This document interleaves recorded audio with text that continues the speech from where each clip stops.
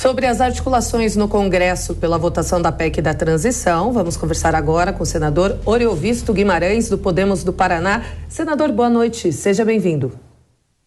Boa noite, Karina, boa noite, Daniel, boa noite aos nossos ouvintes e telespectadores. Bom, senador, já começo lhe perguntando sobre a PEC. Se tem como manter, de fato, o Bolsa Família no valor de R$600 e outros benefícios propostos por essa PEC, sem furar o teto de gastos neste valor de quase 200 bilhões de reais, porque é justamente esse valor que acaba estremecendo o mercado, né? É claro. Veja, Karina, eu sou radicalmente contrário a essa PEC de 200 bilhões por ano, dando uma autorização para gastar durante 4 anos. Nós chegaríamos a 800 bilhões de reais, quase 1 trilhão de reais. Isso teria um impacto terrível na curva da dívida interna, que ela passaria a apontar para cima, levaria a um forte descrédito do mercado. As consequências mais óbvias é que nós teríamos uma disparada no valor do dólar, uma disparada no valor da inflação, consequentemente um aumento de juros e, consequentemente, a esse aumento de juros, um menor crescimento econômico, uma menor geração de emprego ou, quem sabe, até um aumento do desemprego. Então, ela é absolutamente nociva. O PT precisa entender que governar não é só ter um olhar para o social. É muito importante olhar para o social. É muito importante dar de comida a quem tem fome. É muito importante dar um remédio para quem está doente e que não pode esperar o país melhorar para tomar o remédio. Isso é muito importante, realmente é. Mas isso você faz com 80 bi exclusivamente em 2023. Minha posição, e eu tenho uma emenda sobre isso, é 80 bilhões exclusivamente por um ano, 2023. E durante 2023, esse governo precisa mostrar ao que veio. Quem vai ser o ministro da Economia, que projetos ele tem, aonde que ele vai cortar gastos, como que ele vai controlar a dívida, porque, de novo, um braço para o social, 80 bi por um ano. O outro braço para aquilo que vai fazer com que as pessoas que hoje dependem de recurso, no futuro já não dependam mais. No futuro tenham um emprego decente, como você tem, como eu tenho, como a maioria da população do Brasil tem. O sucesso de um governo vai ser medido por isso.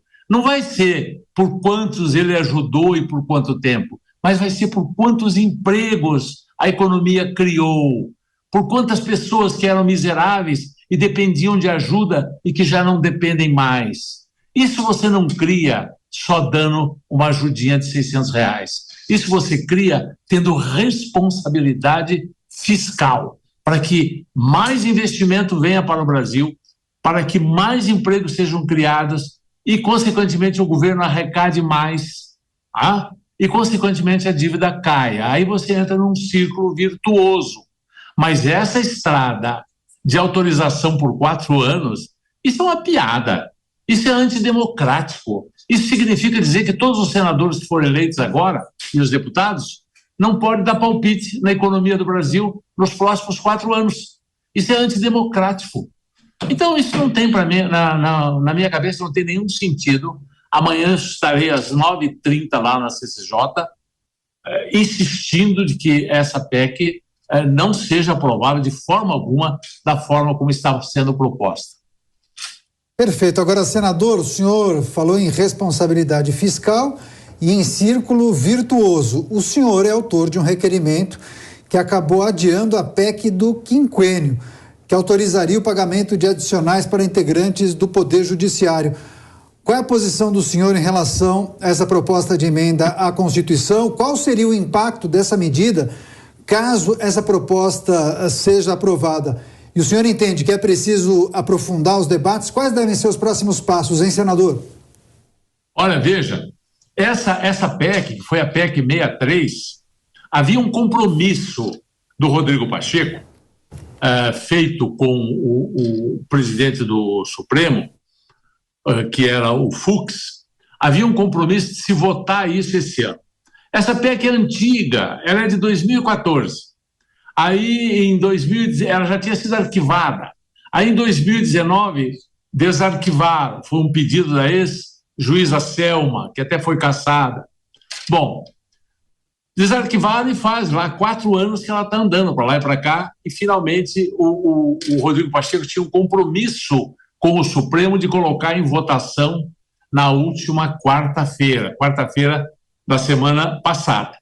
E realmente o relator chegou a subir lá na mesa, ia fazer o relatório chegou a ser distribuído, mas nós conseguimos impedir.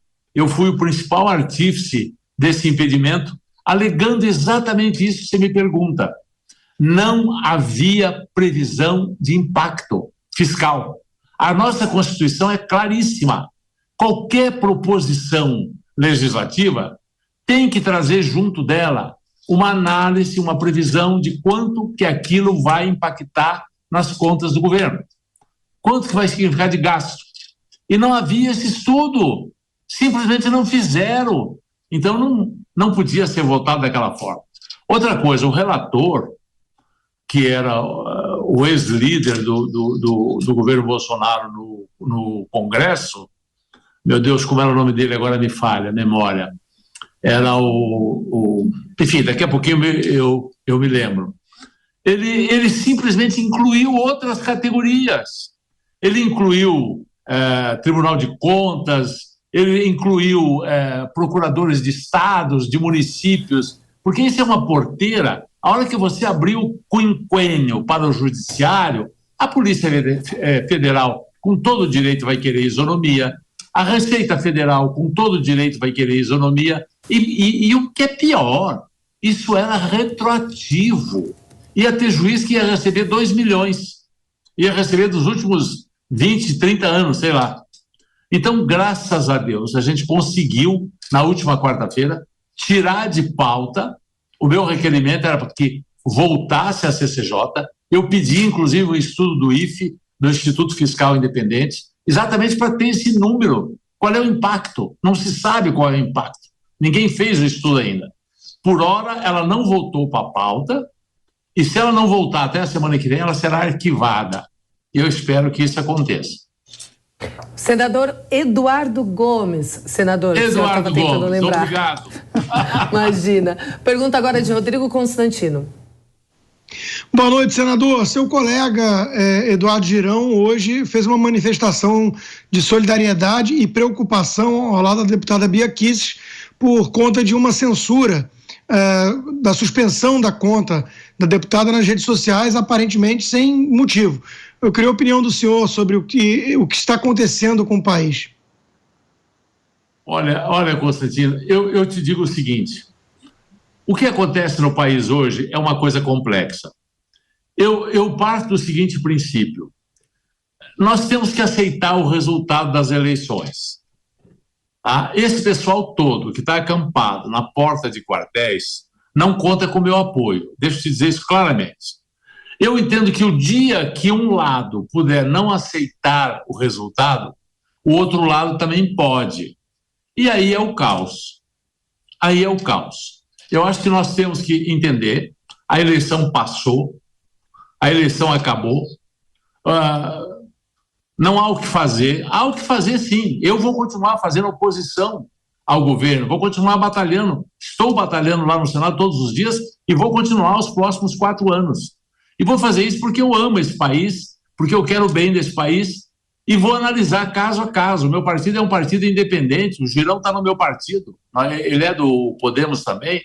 Agora, existe uma briga aí muito, muito forte, que eu acho que precisava acabar. Estava na hora de acabar e a gente tinha que discutir mais os problemas reais do país, como é o caso dessa PEC amanhã, que todos nós devíamos estar de olho nisso, que é importantíssimo, compromete o futuro, e devíamos dar uma pausa em certas brigas aonde o Supremo exagerou com certeza, aonde tem muita coisa errada.